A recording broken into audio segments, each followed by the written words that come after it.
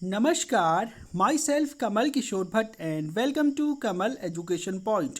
आज के सेशन में हम डिस्कस करेंगे इतिहास से लेकर अब तक। पंडित जवाहरलाल नेहरू हैं, इंदिरा गांधी हैं और उसके बाद आप जानते हैं अटल बिहारी वाजपेयी, मनमोहन सिंह और उसके बाद मोदी जी। इन सब के कार्यकाल में कहीं ना कहीं जितने भी हमारे पॉलिटिशियंस में भले ही अपने मुंह से कुछ और बोलते हो, लेकिन अब तक का इतिहास हमारा आमतौर पर यही रहा है चाइना को खुश करने का। जब भी किसी तरह का बॉर्डर पर डिस्प्यूट खड़ा होता है चाइना और इंडिया के बीच में, तो आमतौर पर भारत की यही एक तरह से नीति रहती है कि किसी न किसी तरीके से चाइना जो कह रहा है हम उसको मान लें, इसको खुश रखने का प्रयास करें। कहीं ना कहीं ये पॉलिसी अब भारत पर भारी पड़ती दिख रही है और इसके लिए जैसा कि आप जानते हैं करंट गवर्नमेंट है, इसके लिए कहीं ना कहीं सारा का सारा जो ब्लेम है वो पंडित जवाहरलाल नेहरू पर डाल देती है, लेकिन एक्चुअल में ऐसा है नहीं। इसके लिए सभी जिम्मेदार हैं, बोलते सब कुछ हैं।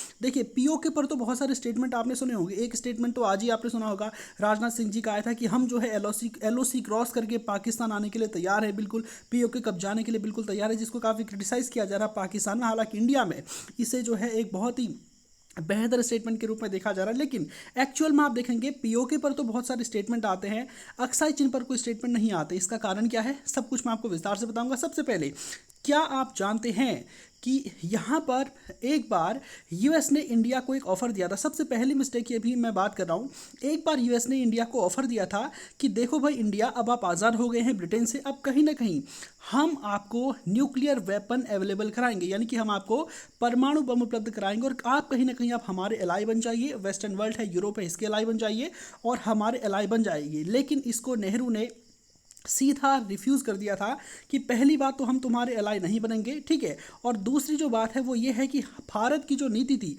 वो परमाणु बम के विरोधी उस समय की नीति थी, क्योंकि उस समय पंडित जवाहरलाल नेहरू की अगर मैं आपको बात बताऊं तो ये खुद को वर्ल्ड लीडर साबित करना चाहते। तो ये बहुत सारे ऐसे काम जो उस समय भारत के लिए जरूरी थे वो इन्होंने नहीं किए, ये सोच कर कि इससे मेरी छवि खराब हो जाएगी। तो एक बहुत बेहतर छवि के चक्कर में कहें या फिर एक वर्ल्ड लीडर बनने की चाहत में कहें, इन्होंने बहुत सारे ऐसे काम किए थे इनकी पॉलिसी में जो भारत के लिए बहुत ज़्यादा घातक साबित हुए। हालांकि इनकी मंशा गलत नहीं थी, उस समय की परिस्थितियों के हिसाब से वो चीज़ें ठीक लग रही थी, लेकिन आजकल उन चीज़ों का जो है दुष्प्रभाव हम लोग आज भी देख रहे हैं। हो सकता है वर्तमान की जो गवर्नमेंट है उसके बहुत सारे ऐसे कार्य हैं जो अभी हमको ठीक लग रहे हैं, लेकिन इतिहास में फ्यूचर में हमारे लिए जो है वो बहुत बड़ी मुसीबत खड़ी करें। तो ऐसा ही कुछ एक बार हुआ था कि जॉन एफ कैनेडी ने एक ऑफर दिया था पंडित जवाहरलाल नेहरू को। बकायदा मैं कोई भी बात अपने मन से नहीं कह रहा हूँ, ये सारी की सारी बातें न्यूज़पेपर में हैं और भी बहुत सारे जो ऑथर्स हैं उस समय के, उन्होंने भी इस बात को जो है अपने आप में रखा है कि पंडित जवाहरलाल नेहरू को एक बार जॉन एफ कैनेडी ने, जो कि अमेरिका के राष्ट्रपति थे, उन्होंने ऑफर दिया था कि आप एक काम करिए ना, आप हमारे अलाई बन जाइए, ठीक है। हम आपको क्या करेंगे, आप हमारे बिल्कुल दोस्त बन जाइए, कोल्ड वॉर में हमारा साथ दीजिए, हम आपको न्यूक्लियर वेपन अवेलेबल कराएंगे और कभी भी आप पर अगर कोई एक्सटर्नल थ्रेट आता है तो हम आपकी रक्षा करेंगे, आपकी रक्षा की जिम्मेदारी हम लेते हैं। लेकिन पंडित जवाहरलाल नेहरू ने इस ऑफर को रिजेक्ट कर दिया। आप देख सकते हैं ये रिजेक्ट किया हुआ है, ठीक है। और इस चीज़ के बारे में एक जानकारी किताब में भी मिलती है, अ लाइन इन डिप्लोमेसी, ठीक है, अ लाइफ इन डिप्लोमेसी। इसके जो लेखक हैं आप जानते हैं महाराजा कृष्ण ये है, और ये भारत के उस समय के फॉरेन सेक्रेटरी हुआ करते। तो फॉरेन सेक्रेटरी एक बहुत बड़ी पोस्ट पर है और ये व्यक्ति जो है ये भी रिस्पॉन्सिबिलिटी लेते हैं कि वास्तव में भारत को ऐसा ऑफर मिला था, जॉन एफ कैनेडी ने दिया था कि आप हमारे एलाई बन जाइए, बदले में हम आपको न्यूक्लियर वेपन देंगे। लेकिन पंडित जवाहरलाल नेहरू ने इसको रिफ्यूज़ कर दिया था। इनका कहना था कि अगर हम यूएस के नज़दीक जाएंगे तो चाइना के साथ हमारे रिलेशन खराब होंगे, ठीक है। और चाइना के साथ रिलेशन अगर हमारे खराब होंगे तो हम अपने बॉर्डर को कहीं ना कहीं डिस्टर्ब कर रहे हैं। अगर हम चाइना के साथ रिलेशन खराब करेंगे तो कहीं ऐसा ना हो जाए कि हम पर अटैक हो जाए। तो क्या आप मानते हैं, कमेंट सेक्शन में डेफिनेटली जवाब दें कि पंडित जवाहरलाल नेहरू ने जो ये किया ना, ये बहुत गलत हुआ। और अगर ऐसा ना होता तो शायद हम पर चाइनीज एग्रेशन कभी नहीं होता, क्योंकि अगर आप सोचिए कि भारत के पास न्यूक्लियर वेपन होता, ठीक है, और भारत को सपोर्ट होता यूएस का, तो क्या चाइना 1962 में भारत पर अटैक करने का दुस्साहस करता? क्योंकि इससे पहले चाइना मुंह की खा चुका है। देखिए, इतिहास में यूएस ने बहुत सारे अपराध किए हैं, बहुत सारे देशों को बर्बाद किया, लेकिन उसने बहुत सारी जगहों पर के लिए जो है बहुत अच्छा काम भी किया। जैसे कि आपको पता होगा नॉर्थ कोरिया और साउथ कोरिया का जो इशू है, यहाँ पर आप जानते हैं कि ये वाला जो रीजन है मैंने नीचे मार्क कर दिया, ठीक है। नॉर्थ कोरिया और साउथ कोरिया का जो इशू है, यहाँ पर आपको पता होगा कि साउथ कोरिया की सुरक्षा की जिम्मेदारी किसने ली थी? यूएस ने ली थी। और नॉर्थ कोरिया को जो तानाशाह उस समय था उसने चाइना की मदद से साउथ कोरिया पर अटैक करके साउथ कोरिया को अपने कब्जे में ले लिया था। चाइना ने स्वयं सेवकों के वेश में अपनी पूरी आर्मी नॉर्थ कोरिया के बॉर्डर पर उतार दी थी और ये सब के सब मिलकर के साउथ कोरिया पर कब्जा कर लिया था। यूएस आता और चाइना और नॉर्थ कोरिया दोनों को हराकर साउथ कोरिया से भगा देता है। तो एक तरह से हम कहें कि चाइना के खिलाफ यूएस ने बहुत अच्छा काम किया था साउथ कोरिया में। तो ठीक इसी की तर्ज पर अगर 1962 में अगर चाइना ने जिस तरह हमारे यहाँ पर अटैक किया था सियाचिन नहीं, अक्साचिन पर और यहाँ अरुणाचल प्रदेश पर, तो क्या अगर हमारे पास न्यूक्लियर वेपन होता और यूएस हमारी सिक्योरिटी की जिम्मेदारी लेने वाला होता तो क्या चाइना हम पर अटैक करने का दुस्साहस करता? पंडित जवाहरलाल नेहरू का सोचना यह था कि अगर हम बहुत ज़्यादा इंक्लाइन हो जाएंगे यूएस की तरफ तो हम पर चाइनीज एग्रेशन का खतरा बढ़ जाएगा। लेकिन इंक्लाइन न होने की वजह ही एक तरह से चाइनीज एग्रेशन का कारण माना जाता। अगर हम यूएस के इंक्लाइन होते और हमारे पास अगर एटम बम होता तो डेफिनेटली चाइना कभी भी हम पर अटैक करने का प्रयास नहीं करता। तो एक यहाँ पर मिस्टेक बताई जाती कि अगर इतिहास में अगर हम नॉन अलाइंड नहीं रहते, जैसे कि आप जानते हैं कि पंडित जवाहरलाल नेहरू और भी दुनिया के बहुत सारे देश हैं जिन्होंने नॉन अलाइनमेंट मूवमेंट शुरू किया था, यानी कि गुट निरपेक्ष आंदोलन शुरू किया था। अगर हम गुट निरपेक्ष नहीं होते, देखिए गुट निरपेक्ष होना गलत बात नहीं है, एक आइडियोलॉजी है और आइडियोलॉजी हमेशा हमारा जो दैनिक जीवन है, वास्तविक जीवन है, व्यक्तिगत जीवन है, इसमें अच्छी होती है। लेकिन जो जियो पॉलिटिक्स होती है, अगर आप किसी कंट्री के प्राइम मिनिस्टर हैं तो वहाँ पर आपको नेशनल इंटरेस्ट को ध्यान में रखना होगा, ठीक है। और उस समय देखिए, उस समय भारत के पास उसको पता भी नहीं था बिल्कुल भी कि चाइना अटैक करेगा, इसलिए हम पूरा दोष पंडित जवाहरलाल नेहरू पर नहीं दे सकते। लेकिन ये अपने आप में बहुत बड़ी भूल थी जो बाद में 1962 में डिजास्टर बन के हमारे सामने आई। दूसरा देखते हैं हम आगे, और भी हमारे बहुत सारे प्राइम मिनिस्टर जिनका कार्यकाल है, सब कुछ मैं आपको बताऊंगा। इतिहास में पंडित जवाहरलाल नेहरू से लेकर मोदी तक सब वही कर रहे हैं, ठीक है। ऐसा नहीं है कि पूरी जिम्मेदारी जो है हम पंडित जवाहरलाल नेहरू पर डाल दें। इसके बाद आप आगे जानते हैं, इसको मैं थोड़ा सा बाद में डिस्कस करूंगा। हाँ, ये आप देख पा रहे होंगे 2003 में, ठीक है, 2003 में जो हमारे अटल बिहारी वाजपेयी है ये चाइना यात्रा पर गए थे और इन्होंने ऑफिशियली एक तरह से रिकॉग्नाइज कर दिया कि तिब्बत जो है चाइना का पार्ट है। जो इंडिया है वो रिकॉग्नाइज करता है कि जो तिब्बत का ऑटोनोमस रीजन है ये चाइना का पार्ट। अब देखो इसमें प्रॉब्लम क्या है, देखिए इसमें एक्चुअल में प्रॉब्लम है। सबसे पहले मैं थोड़ा सा आपको आगे ले जाना चाहता हूँ, यहाँ पर थोड़ा सा हम इस मैप को देख लेते हैं, ठीक है। ये आप जानते हैं कि 1951 तक तिब्बत अपने आप में एक इंडिपेंडेंट कंट्री हुआ करता था जो चाइना और इंडिया के बीच में एक बफर स्टेट की तरह जो है यहाँ पर ये काम करता था।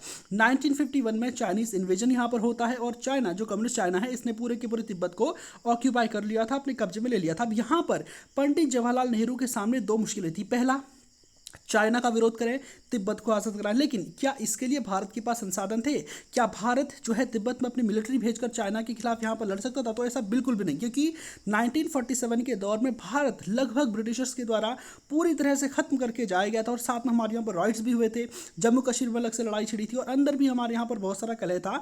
तो उस दौर में जब चाइना ने तिब्बत पर अटैक किया था तो ये बिल्कुल भी पॉसिबल नहीं था कि भारत अपनी आर्मी तिब्बत में भेजे और चाइना को यहाँ से खदेड़े। इसकी संभावना 0% थी और अगर भारत ऐसा करता तो डेफिनेटली हार ही जाता। इसके अलावा अगर भारत विरोध करता कि नहीं, तुमने चाइना जो है तुमने गलत किया, क्योंकि उस समय चाइना को रोकने की पावर सिर्फ एक के पास थी, वो था यूएस, और यूएस ने तिब्बत को बचाने के लिए कुछ नहीं किया, ये हम सब जानते हैं, ठीक है। तो यहाँ पर आप देख पा रहे होंगे कि भारत ऐसा कुछ भी नहीं कर सकता था। दूसरा, क्या भारत जो है तिब्बत के लोगों को खड़ा करके उन्हें एम्यूनेशन अवेलेबल करा के क्या ये सब कुछ एक तरह से चाइना के खिलाफ विद्रोह यहाँ पर करा सकता था? तो देखिए इसकी भी संभावना बहुत कम है, क्योंकि उस समय का जो भारत था ना वो बहुत ही गरीब था। हमारे देश के लोगों के पास खाने के लिए भोजन नहीं था, हमारे यहाँ पर जो लोग थे वो भूख से मरते थे और 1970s के दौर तक हमारे यहाँ पर यही सब चला था। तो वो तो 1950 के दौर की बात चल रही है, तो ये भी अपने आप में संभव नहीं था। तो डेफिनेटली आपने देखा होगा कि पंडित जवाहरलाल नेहरू के दिमाग में एक बात आई कि हमें दुनिया में किसी से खतरा नहीं है। आमतौर पर अगर हम चाइना को, इतना बड़ा साम्राज्य हमारे ऊपर है, अगर हम इससे दुश्मनी मोल लेंगे तो फ्यूचर में हमारे ऊपर थ्रेट हो सकता है। तो क्यों ना जो तिब्बत है इसे as a part of China हम कंसिडर करते हैं। तो वहाँ पर तो क्या हुआ कि अभी तक चाइना ने तिब्बत पर ही अटैक किया है, हम पर अटैक नहीं किया। और पंडित जवाहरलाल नेहरू जानते हैं कि हमने पंचशील समझौता जो है चाइना के साथ किया है, तो ऑब्वियसली बात है चाइना हमारे साथ धोखा देगा, उनको पता नहीं था। तो यहाँ पर क्या हुआ, तिब्बत को as a part of China यहाँ पर पंडित जवाहरलाल नेहरू के द्वारा 1954 में कंसिडर कर लिया गया। तो ये दूसरी बड़ी जो है एक तरह से भूल थी कि भारत ने, ठीक है, तिब्बत को एक तरह से बचाने के लिए कुछ नहीं किया, लेकिन भारत को तिब्बत को as a part of China 1954 में कंसिडर नहीं करना चाहिए था। सेम यही भूल आप जानते हैं कि जो अटल बिहारी वाजपेयी है ये भी दोहराते हैं। ये भी अपने आप में जो है चाइना यात्रा पर जाते हैं 2003 में और यहाँ पर ये तिब्बत को as a part of China recognize कर देते हैं। देखिए अब आप सोच रहे होंगे कि ठीक है ना, अगर रिकॉग्नाइज कर दिया, अगर मान लो भारत रिकॉग्नाइज नहीं करता तो ऐसा क्या बड़ा हो जाता। देखिए बहुत बड़ी बात है, यहाँ पर टोटली एक तरह से लिवरेज लेने वाली बात होती है। आमतौर पर आपने देखा होगा कि चाइना ने भारत पर अटैक किया था, अक्साई चीन को कब्जे में ले लिया था, और इसके अलावा अरुणाचल प्रदेश पर आज भी चीन दावा ठोकता है। तो जिस समय अटल बिहारी वाजपेयी एक तरह से चाइना में बैठ करके तिब्बत को as a part of China sign कर रहे थे, तो उस समय उनके दिमाग में ये बात आनी चाहिए कि जब हम चाइना में बैठकर तिब्बत को as a part of China बोल रहे, तो चाइना से भी तो ये बुलवाएं कि Arunachal Pradesh is as a part of India. ठीक है, उस पर तो साइन नहीं करवा पाए। Aksai Chin is as a part of India, इस पर साइन नहीं करवा पाए। तो जब चाइना तुम्हारी दो टेरिटरी पर क्लेम करता है, अक्साई चीन पर, लद्दाख पर और अरुणाचल प्रदेश का जो एरिया, और बाकायदा सिक्किम पर ही भी जो है ये क्लेम करता है, हालांकि सिक्किम पर बाद में इसने रिकॉग्नाइज कर दिया था कि सिक्किम भारत का पार्ट है। तो जब चाइना अरुणाचल प्रदेश को अपना हिस्सा मानता है, भारत का हिस्सा नहीं मानता, तो तुम क्यों वहां पर जाकर के ये कराए। देखिए ये बात सब जानते हैं कि भारत की आर्मी आज की डेट में बहुत ज़्यादा मजबूत है, और ऐसा पॉसिबल ही नहीं है कि चाइना अरुणाचल प्रदेश पर अब अटैक करके इसको कब्जे में ले ले। 1962 का दौर था, वो अलग था, उस समय तो धोखे से हुआ था, उस समय तो भारत को पता ही नहीं था कि उसके सामने ऐसी स्थितियां आ जाएंगी। तो यहाँ पर क्या होता है कि ऐसा अपने आप में चाइना क्यों करता है, उसकी स्ट्रेटेजी को समझना पड़ेगा कि चाइना ऐसा इसलिए करता था कि वो लेवरेज ले सके। ठीक है, आपको बताओगे कि वर्ल्ड बैंक के जब कभी कोई प्रोजेक्ट होते हैं अरुणाचल प्रदेश में, तो चाइना उस पर डंगा लगाता है। ठीक है, तो ये एक तरह से लेवरेज लेने का तरीका होता है। जैसे आमतौर पर आपने देखा होगा, एक उदाहरण आपको देना चाहता हूँ, चाइना की पॉलिसी अपने आप में, जैसे मान लीजिए एक राम है, एक लड़का है, ठीक है, दूसरा लड़का है श्याम। श्याम थोड़ा दुष्ट टाइप का है, राम थोड़ा सीधा साधा, जैसे भारत चाइना आप ले लो। ठीक है, अब मान लीजिए श्याम को कभी प्रॉब्लम आती है, उसको कोई पैसे वैसे की जरूरत है, तो राम क्या करता है, इसको पैसे उधार दे देता है। अब ऑब्वियस सी बात है, राम ने 500 रुपये मान लीजिए शाम को उधार दे दिया, कायदे के अनुसार तो शाम को ये 500 रुपये राम को लौटाना, लेकिन शाम जब राम से अगली बार मिलता है तो शाम कहता है कि मेरे 2000 रुपये दो। ठीक है, तो इससे क्या हो जाता है, अब राम के लिए तो अपने आप में है कि दिए तो मैंने इसको 500 रुपये और ये मुझसे 2000 मांग रहा, तो इन दोनों के बीच में लड़ाई अब किसकी होगी, 2000 रुपये की होगी कि 2000 रुपये तूने मेरे लिए है, इसने मेरे लिए है। ठीक है, और एक्चुअल में जो 500 है वो तो चला गया। तो यही टेक्निक अपने आप में चाइना यूज करता है, इसको सलामी स्लाइसिंग टेक्निक कहा जाता है। सलामी स्लाइसिंग का मतलब होता है, जैसे मान लीजिए आपके पास कोई गाजर है, ठीक है, तो गाजर है तो उसको टुकड़ों टुकड़ों में तोड़ना, पहले थोड़ा इतना तोड़ लो, इस पर कब्जा कर लो, फिर इतना तोड़ो, इतना तोड़ो, इस तरह से तोड़ते जा रहा है। और 1947, ठीक है, जब हमारा 1962 है, तब से जब इसने अक्साई चीन पर कब्जा किया, तब से जितने भी प्राइम मिनिस्टर अब तक हुए, इनके कार्यकाल में चाइना थोड़ा थोड़ा तोड़ के अब तक यहाँ तक हमारे यहाँ पर पहुंच चुका है। यानी कि जो उस समय की एलओसी थी, उससे भी आगे गलवान वैली तक वो पहुंच चुका, और हमारे देश के सभी नेताओं ने आमतौर पर इसी पॉलिसी पर काम किया। तो जब चाइना ने as a part of India Arunachal Pradesh को कंसिडर नहीं किया, तो भारत ने as a part of China Tibet को कंसिडर क्यों किया। ये बहुत बड़ी जियोपॉलिटिकल डिजास्टर थी, क्योंकि जब भी चाइना ये बोले कि अरुणाचल प्रदेश भारत का नहीं है, तब हमें भी ये बोलना चाहिए कि तिब्बत तुम्हारा नहीं है। इससे क्या होता, एक तरह से बैलेंस बनने में अपने आप यहाँ पर कामयाब हो पाता। ठीक है, थोड़ा सा हम और आगे बढ़ते हैं। यहाँ पर सबसे बड़ी भूल होती है 1962 का जो इंडिया चाइना वॉर है। ठीक है, 1962 का जो इंडिया चाइना वॉर है, इसके बारे में एक यहाँ पर बुक है, ये आप देख पाएंगे, इस बुक का नाम है हिमालयन ब्लंडर। ठीक है, इस बुक के लेखक है जॉन डाल्वी। ठीक है, ये जॉन डाल्वी जो है ये ब्रिगेडियर थे उस समय आर्मी में, और ये चाइना के खिलाफ वॉर में इन्होंने हिस्सा लिया था, और ये वहाँ पर प्रिजनर ऑफ वॉर बने थे, यानी कि इनको युद्धबंदी चाइना के द्वारा बना दिया था, और तकरीबन 6 महीने तक ये चाइना की कैद में रहते हैं। उसके बाद जो है इनको आज़ाद किया जाता। और भी हमारे बहुत सारे सैनिक थे जो 62 के वॉर में चाइना के बंदी बने थे, और चाइना का एक भी सैनिक भारत के हाथ इस वॉर में नहीं लगा था। तो जब ये वहाँ पर जो है बनते हैं, युद्धबंदी बनते, तो ये बताते हैं कि हमारे पास जो है लड़ने के लिए रत्ती भर के भी एमिनेशंस नहीं थे, और भारत ने कभी ऐसा सोचा ही नहीं था। पंडित जवाहरलाल नेहरू की आमतौर पर नीति यही थी कि चाइना के साथ हमने पंचशील सिद्धांत जो है एक तरह से साइन किया, तो चाइना तो हम पर अटैक करेगा नहीं।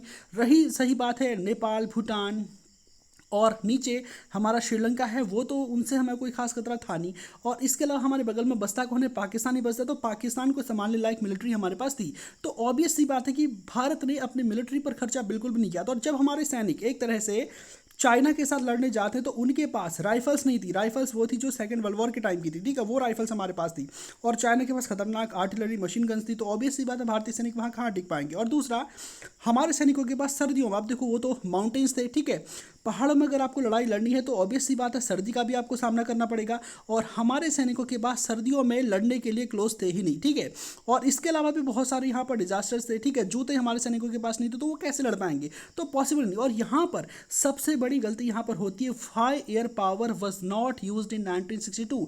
देखिए भारत बहुत ज़्यादा डरा था, नर्वस था उस समय जब चाइना ने भारत पर अटैक किया था, तो भारत ने क्या किया, उसने कहा कि देखिए चाइना हम पर एयरफोर्स का यूज़ नहीं कर रहा, तो हम एक काम करते हैं ना, हम भी चाइना पर एयरफोर्स का यूज़ नहीं करते 1962 के दौर में। अब देखो यहाँ पर गलती कहाँ पर हुई, यहाँ पर गलती ये हुई कि चाइना आखिर एयरफोर्स का यूज़ क्यों नहीं कर रहा है। जब वो लैंड से हम पर अटैक कर सकता है तो एयर से भी तो अटैक कर सकता है। एक्चुअल में इसका कारण ये था कि चाइना की जो एयरफोर्स थी उस समय बहुत कमज़ोर थी और वो आमतौर पर उसी एरिया में थी, पिछले वाले एरिया में थी। तिब्बत के रीजन में बहुत अच्छा इंफ्रास्ट्रक्चर डेवलपमेंट उस समय इनका नहीं था, इसलिए तिब्बत के रीजन में इनकी जो एयरफोर्स थी नहीं थी। और तिब्बत का एरिया क्या है, बहुत ज़्यादा हाइट पर था और उस समय वहाँ पर मौसम बहुत ज़्यादा खराब था, तो इसलिए चाइना अपनी एयरफोर्स को यूज़ नहीं कर सकता था। लेकिन भारत के यहाँ पर सब कुछ अच्छा था, तो भारत तो अपनी एयरफोर्स को यूज़ कर सकता। तो एक तरह से हमारे जो उस समय के मिलिट्री लीडर्स थे, तो कहीं ना कहीं उनकी अपने आप में गलती थी कि अगर हम अपनी एयरफोर्स का यूज़ करते तो हम भले ही जीत तो नहीं पाते तब भी, लेकिन हम चाइना को बहुत ज़्यादा नुकसान पहुंचा सकते थे। एक तरह से जो बहुत ही ज़्यादा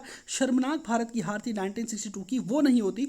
हमारे बहुत बड़ी तादाद में सैनिक मारे जाते जबकि चाइना का कुछ भी नहीं होता। हमारे बहुत बड़ी तादाद में सैनिकों को चाइना बंदी बना के अपने यहाँ ले जाता है और हम उनके एक भी सैनिक को पकड़ नहीं पाते। तो बहुत बड़ी एक शर्मनाक हार भारत के लिए थी। इतनी बड़ी हार भारत की नहीं होती। भारत का ये सोचना था कि चाइना पर अगर हम एयरफोर्स का यूज़ करेंगे तो वो भी हम पर एयरफोर्स का यूज़ कर सकता है और हमारे जो पोर्ट सिटीज़ हैं, कैलकाटा बंदरगाह है, इसको जो है नष्ट कर सकता है। लेकिन ऐसा वो कुछ नहीं करने वाला था क्योंकि उसकी एयरफोर्स यूज़ में थी नहीं, जबकि भारत आसानी से एयरफोर्स को यहाँ पर यूज़ कर सकता था। लेकिन हमारी जो एयरफोर्स है वो एक तरह से यूज़ नहीं हो सकी। तो ये दूसरी जियोपॉलिटिकल हमारी बहुत बड़ी मिस्टेक थी। अब हम आगे आते हैं पंडित जवाहरलाल नेहरू से, उसके बाद हम आगे बढ़ते हैं। देखिए यहाँ पर एक तरह से जब इंदिरा गांधी की सरकार आती तो उस समय हमारी नीति क्या थी। देखिए उस समय भी बहुत सारे लोग कहते हैं अपने आप में कि इंदिरा गांधी तो थी शेरनी, ठीक है, पाकिस्तान को सबक सिखाया, सिक्किम का भारत में विलय कराया, चाइना के 380 सैनिक मार डाले, ठीक है, बहुत बड़ी बातें करती है। लेकिन एक्चुअल में ऐसा है नहीं, ठीक है। एक्चुअल में क्या हुआ था, जो सिक्किम बॉर्डर था, ठीक है, तो 1962 में तो हम वॉर हारे थे, लेकिन 67 के आसपास, ठीक है, यहाँ पर बहुत बड़ी प्रॉब्लम्स यहाँ पर होने लगी थी। चाइना चाहता था, देखिए जो हमारा सिक्किम का एरिया है ना, वहाँ पर बहुत सारे दर्रे हैं जिनके माध्यम से चाइना के साथ हम ट्रेड किया करते थे, जिसमें से नाथुला है, जलेपला है, चोला है, ये बहुत सारे दर्रे हैं। तो यहाँ पर क्या था, इन पर भारत का कंट्रोल था, यानी कि नाथुला पर भी भारत का कंट्रोल था, जलेपला पर भी भारत का कंट्रोल था और चोला, ठीक, इस पर भी भारत का कंट्रोल था। और आमतौर पर नाथुला, जलेपला और चोला यहाँ पर हमारी ऑब्जर्वेशन पोस्ट थी। ऑब्जर्वेशन पोस्ट का मतलब होता है कि जहाँ पर बहुत ज़्यादा एम्यूनिशन नहीं रखा रहता है, यहाँ पर आमतौर पर कुछ बहुत सोल्जर्स हमारे होते हैं जो बिल्कुल दूरबीन दूरबीन लेकर के ऊंचाई वाली जगह होती है जहाँ से देखते हैं कि कौन आ रहा है कौन जा रहा है, ठीक है। और हमारी जो एक्चुअल पोस्ट है वो हमारे वहाँ से 7-8 किलोमीटर की दूरी पर निचले स्थान में हुआ करती थी। तो यहाँ पर क्या थी, ऑब्जर्विंग पोस्ट थी। तो चाइना ने यहाँ पर बहुत बड़ी आपत्ति दर्ज कराई कि नाथुला, जलेपला और चोला से तुम पीछे हटो, ठीक है। तो भारत सरकार पर उसने दबाव बनाया। जैसा कि मैं आपको बता चुका कि भारत सरकार हमेशा चाहती है, देखिए जो भारत है ना वो डेमोक्रेसी है, वो आमतौर पर क्या होता है कि 5 साल के लिए सरकारें चुनकर आती हैं और उनका एक ही मानना होता है कि 5 साल के लिए हम क्या करें, अगली वाली सरकार देखेगी और अगर कुछ बॉर्डर पर कुछ हो गया तो आने वाले इलेक्शन में हम हार जाएंगे। तो ये सारे अपने आप में चीज़ें वहाँ पर चलती हैं।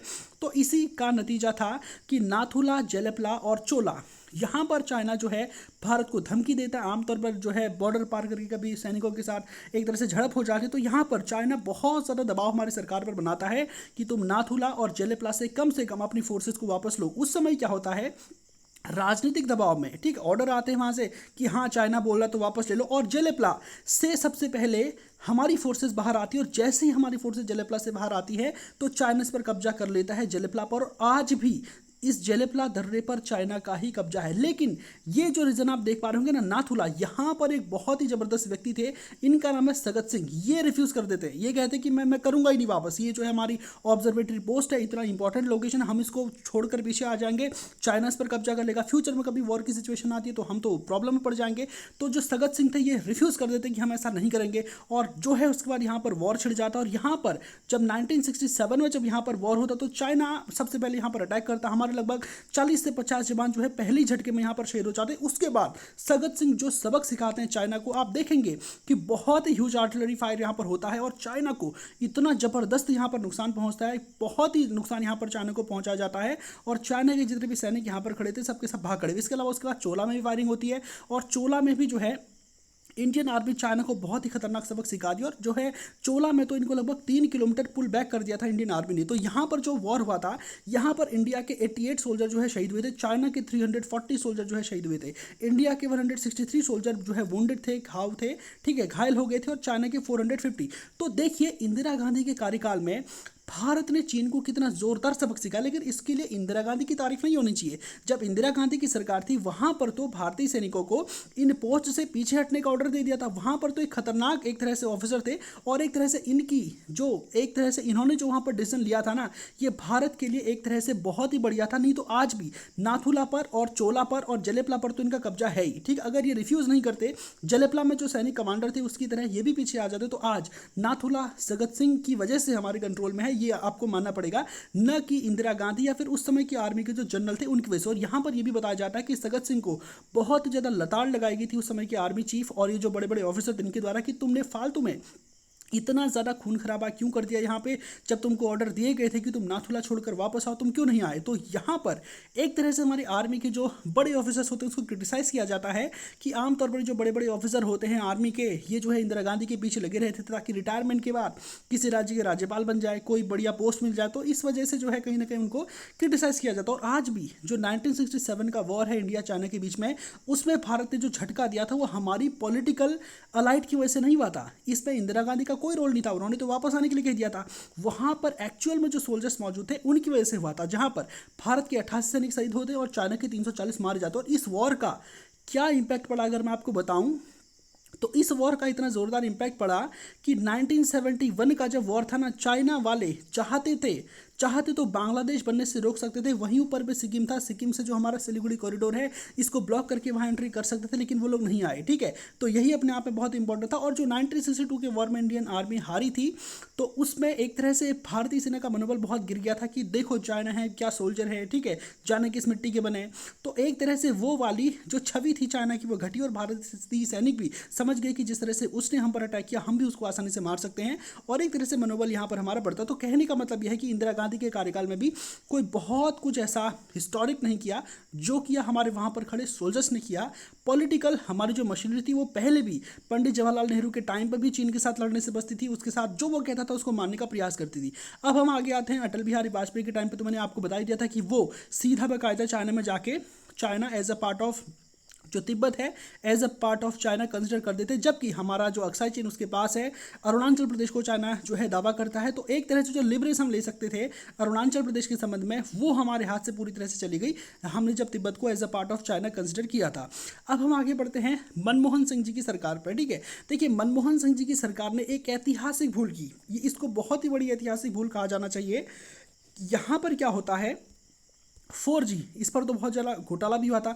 जो 4G स्पेक्ट्रम्स आमतौर पर होते हैं ना, यहाँ पर क्या होता है, देखिए बहुत सारे हमारे सर्विस प्रोवाइडर होते हैं, जैसे हम आइडिया की सिम लेते हैं, BSNL की सिम लेते हैं, या फिर कोई भी और सिम लेते हैं। ठीक है, तो एक्चुअल में क्या होता है, बहुत सारा बड़ा एक इंफ्रास्ट्रक्चर यहाँ पर डेवलप करना पड़ता है, बहुत सारे टावर लगाने पड़ते हैं, फिर इनके माध्यम से नेटवर्क इनको दिए जाते हैं। ठीक है, तो ये जो टावर लगाने का काम है ना, ये सारा का सारा जो इंफ्रास्ट्रक्चर है, ये एक चाइनीज़ कंपनी के हाथ में पकड़ा दिया। और इस चाइनीज़ कंपनी के हाथ में पकड़ाने की वजह से जो टेली कम्युनिकेशन है, कितना बड़ा सेक्टर है, हम फोन में बातचीत करते चाइना सुन सकता है। ठीक है, तो यहाँ पर इन लोगों ने क्या किया कि पूरा जो इंफ्रास्ट्रक्चर था सब का सब चाइनीज कंपनी के हाथ में था, और कई बार BSNL को जो है इन लोगों ने हैक करने का काम किया, और भारत की सुरक्षा अपने आप में खतरे में आ गई। इसलिए आप जानते हैं कि भारत ने भी 5G का जो विकास किया है, इसमें चाइना की हर कंपनी को भारत ने दूर रखा था। और अब आने वाले समय में हालांकि जो टेली कम्युनिकेशन वाला सेक्टर है, यहाँ पर हमारी स्थिति ठीक ठाक, और इसके अलावा बॉर्डर पर जो क्लैशेस थे वो तो यहाँ पर भी होते रहते। और सबसे बड़ी, अब आपके दिमाग में आ रहा होगा कि PM मोदी तो बहुत बढ़िया है, ठीक है, इनके कार्यकाल में तो कुछ हो, लेकिन सबसे बड़ा जो डिजास्टर है ना,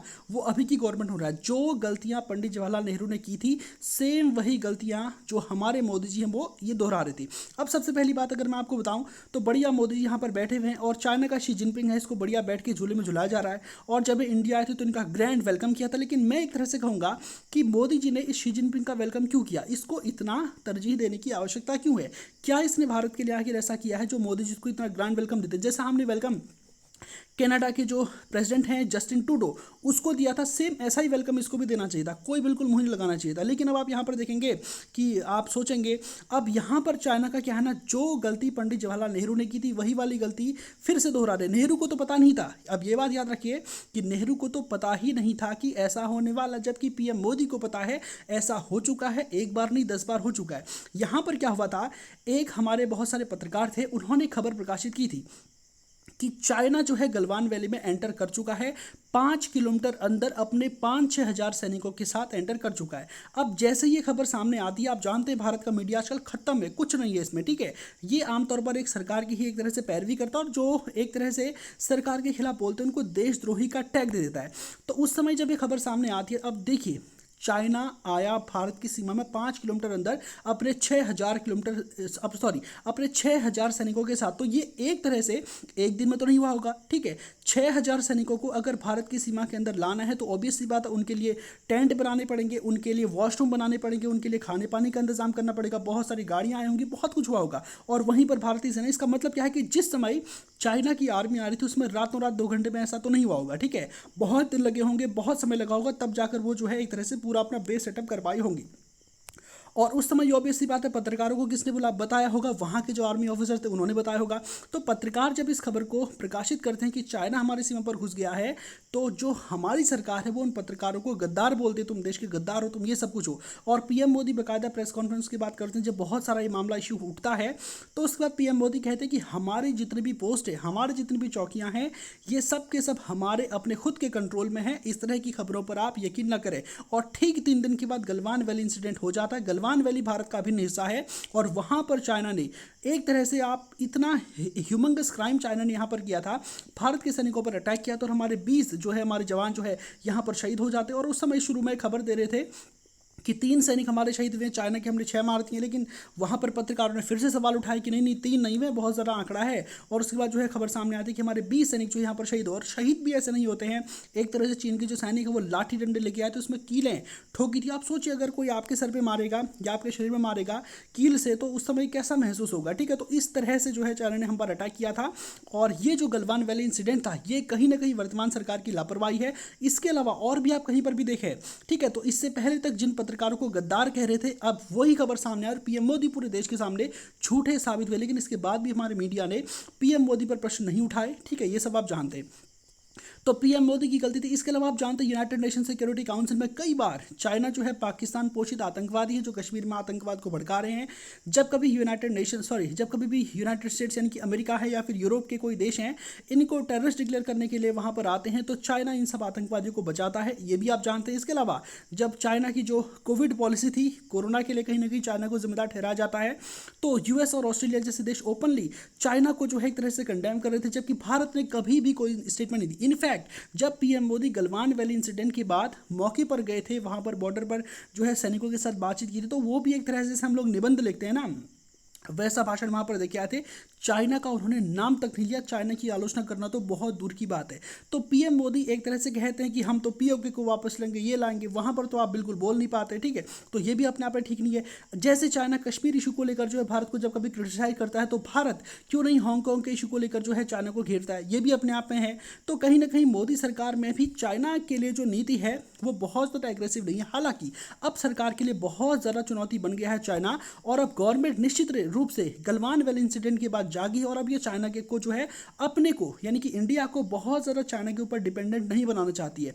और अब जो है आपको पता है, हाल ही में आपने खबर सुनी होगी कि चाइना की एक कंपनी है जो हैदराबाद की कंपनी के साथ टाई अप करके हमारे यहाँ पर इलेक्ट्रिक कार्स का मैन्युफैक्चर करके बेच के बहुत मोटा मुनाफा कमाना चाहती थी, लेकिन भारत ने उसके इन्वेस्टमेंट को रद्द कर दिया, ठीक है।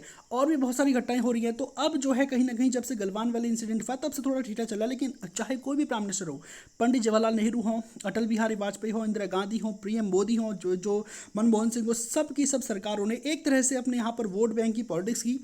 देश को जितने भी लोग हैं उनको हिंदू, मुस्लिम, दलित है, सवर्ण है, इन सब के नाम पर बांटा और अपना राज किया। लेकिन एक्चुअल में जब कभी भी नेशनल इंटरेस्ट की बात आती है, ये कहते हैं कि भारत को हम विश्वगुरु बनाएंगे, ये करेंगे, वो करेंगे, तो विश्वगुरु हो तो चाइना के सामने दृढ़ता के साथ खड़े क्यों नहीं होते। जैसे 67 में हमारे सैनिकों ने एक तरह से सामना किया चीनियों का, तो डेफिनेटली अगर आप ऐसा भी कर सकते हैं। आप पीओके पर स्टेटमेंट देते हैं हमेशा कि पीओके जो है भारत का हिस्सा है, क्योंकि आपको पॉलिटिक्स करनी है, सीधी सी बात है, ठीक है। और चाइना को लेकर कभी स्टेटमेंट नहीं देते हैं कि अक्साई चीन हमारा अभिन्न हिस्सा है और हम इसको लेकर रहेंगे, चाहे हमको इसके लिए एलएसी पार करनी पड़े, हम करेंगे। ऐसा क्यों नहीं कहते हैं। एक छोटी सी आपको जानकारी देना चाहता हूँ। चाइना के सदर्न एरिया में आप छोटा सा कंट्री यहाँ पर देख पा रहे होंगे, वियतनाम है। अब इस वियतनाम की एक बात मैं आपको बताना चाहता हूँ कि इस वियतनाम ने चाइना को जंग में हरा दिया। छोटा सा वियतनाम यहाँ पर है, इसने जंग में चाइना को हरा दिया। अब आप सोच रहे होंगे हाँ हराया होगा 16th सेंचुरी में, 17th सेंचुरी में, 18th सेंचुरी में। नहीं, बिल्कुल, इसने चाइना को हराया था 1979 में। इतना छोटा सा वियतनाम 1979 के वर्तमान आधुनिक चाइना को हरा देता है, जबकि इतना बड़ा इंडिया 1962 में चाइना के हाथों हार जाता है। तो सोचिए अपने आप में, ठीक है, जब हम कहते हैं कि हम विश्व गुरु बनेंगे, तो देखिए हमारे सामने और भी बहुत सारे देश हैं जो हमसे कहीं ज़्यादा आगे हैं, ठीक है। अब वियतनाम ने चाइना को कैसे हराया? चाइना ने वियतनाम पर अटैक किया था, इसके एरिया पर कब्जा कर लिया, और यहाँ पर वियतनाम के जो वियत मिन्ह के सैनिक थे, इनके अटैक में चाइना के लगभग 30,000 के आसपास सैनिक यहाँ पर शहीद हो जाते हैं। और इतनी बड़ी कैजुअलिटी देखिए चाइना की गवर्नमेंट डर जाती है। चाइना में क्या थी? 1 चाइल्ड पॉलिसी थी, यानी कि एक पिता का एक ही बच्चा हो सकता है। तो ऑब्वियस सी बात है, एक ही बच्चा अगर जन्मा है तो वो बहादुरी के साथ तो लड़ेगा नहीं, अपने को बचाने का प्रयास करेगा। दूसरा, चाइना में अंदर ही जो है सरकार के खिलाफ लोग खड़े हो गए, तो चाइना 1 महीने तक यहाँ लड़ता है, फिर सीधा भाग के खड़ा हो जाता है। पूरी दुनिया चाइना को क्रिटिसाइज करती है कि तुम तो इससे हार गए, जबकि उस समय चाइना के पास यूएस का सपोर्ट था, ठीक है, इसके बाद भी हार गया। तो जब इतना छोटा वियतनाम चाइना को जंग में हरा सकता है, तो इतना बड़ा इंडिया चाइना को जंग में क्यों नहीं हरा सकता? अगर चाइना हमारे इलाकों पर कब्जा करता है, हमारे एरियाज़ में अगर आता है, तो हम उसको क्यों नहीं हरा सकते? तो ये प्रश्न अपने आप में है, ठीक है। उम्मीद करता हूँ कि आज का जो एनालिसिस किया था ये बिल्कुल भी बायस नहीं था, पूरी तरह से अनबायस था, यानी कि किसी पक्ष को लेकर के नहीं था, ठीक है। और ये आपको पसंद आया होगा। आपकी इस मामले को लेकर क्या क्वेरीज हैं और आप क्या सोचते हैं? क्या कोल्ड वॉर के समय हमें यूएसए का साथ देना चाहिए था? क्योंकि अगर हम यूएसए का साथ देते तो आप जानते कि 1972 तक तो चाइना के यूएस के साथ रिलेशंस थे ही नहीं। चाइना जो कम्युनिस्ट चाइना है, इसको USA as a China consider करता ही नहीं था। वो तो जो फार्मोसा आइलैंड है उसको चाइना मानता था, जो कि अभी वर्तमान में आप ताइवान जानते हो। तो अगर भारत यूएस के साथ होता, जिस समय जवाहरलाल नेहरू को ऑफर मिला था कि हम आपको न्यूक्लियर वेपन देंगे, आपकी सिक्योरिटी की गारंटी लेंगे, तो अगर जवाहरलाल नेहरू इस ऑफर को एक्सेप्ट कर लेते तो कहीं ना कहीं आज का जो भारत है, क्या आपको लगता है कि पूरा अभी के भारत से कहीं बेहतर होता? जो इंडस्ट्री जो है यूएस की सहायता से 1972 के बाद एक तरह से चाइना में लगती हैं, वो उससे कहीं दौर पहले भारत में लग चुकी होती, और भारत पर 1962 का इन्वेजन नहीं होता, क्योंकि भारत के पास न्यूक्लियर बॉम्ब होता। और न्यूक्लियर बॉम्ब जब हमने 1998 में टेस्ट किया, हम पर उतने सैंक्शन लगे जिससे हमारी इकोनॉमी बहुत ही बुरी तरह से प्रभावित हुई होती, ठीक है। तो ये सब नहीं होता। आपके क्या इस पूरे मामले को लेकर विचार है? कमेंट सेक्शन में डेफिनेटली लिखें। तो आज के सेशन को ही पे समाप्त करते हैं। धन्यवाद।